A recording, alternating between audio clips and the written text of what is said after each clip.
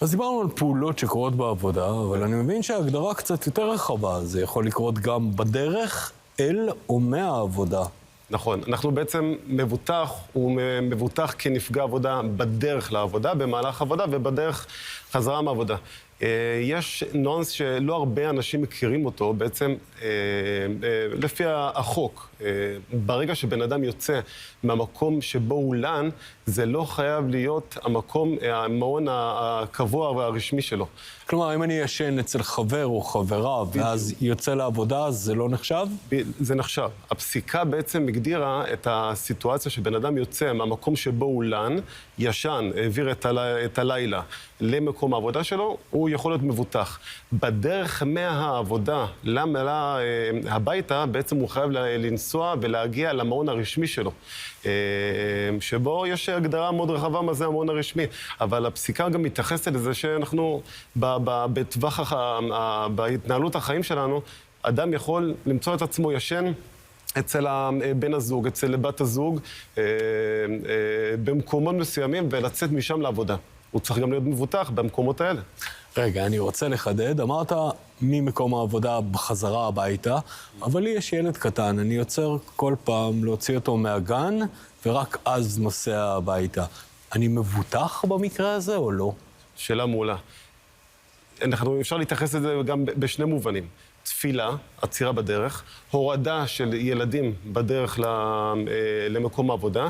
בעצם עד גיל מסוים, החוק מגדיר עד כיתה ו' או ז', שבעצם עד שהילד עצמאי מספיק כדי ללכת לבית הספר לבד, רק אז, עד הגיל הזה, בעצם אתה מבוטח בדרך מהבית לנקודת ההורדה של הילד, ומנקודת ההורדה של הילד למקום העבודה. דיברנו על תפילות. בדרך לשחרית אתה מבוטח, בדרך ממקום העבודה הביתה, אתה לא יכול לעצור לערבית, לצורך העניין, ואז רק אז להגיע הביתה. זה כבר נחשב כהפסקה בדרך, לעומת תפילת שחרית, שהיא לא נחשבת כהפסקה בדרך. כן, נשמע שרוב הדברים הם יחסית פשוטים. אם אתה מבין את הכללים, אתה נכנס לאינטרנט, ממלא טופס ומקבל פיצוי, לא? על פניו זה נראה כך. העניין הוא שצריך לשים דגש מאוד מאוד חשוב על הפנייה הראשונית לביטוח הלאומי.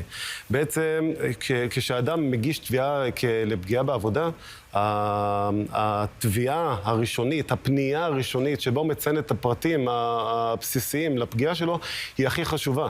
כי זאת בעצם הגרסה הראשונית שהוא מוסר. ברגע שהוא מסר את הגרסה הזו, ברגע שהוא סיפר את סיפור האירוע, לאחר מכן יהיה מאוד קשה לדייק דברים, לא לשנות, כי בעצם זה מה שקרה, אבל בעצם לדייק דברים ולהסביר סיטואציות מסוימות, עדיף להימנע ולמסור גרסה ראשונית שהיא לא בדיוק נכונה, והוא שכח שהוא לקח את הילד לבית הספר, והוא שכח שהוא עצר לתפילה, ובעצם המסלול שבו הוא נסע, יכולים להחשיב אותו כסטייה מהדרך, ולא לקבל הכרה כפגיעה בעבודה. אחר כך זה קשה מאוד לקבל הכרה.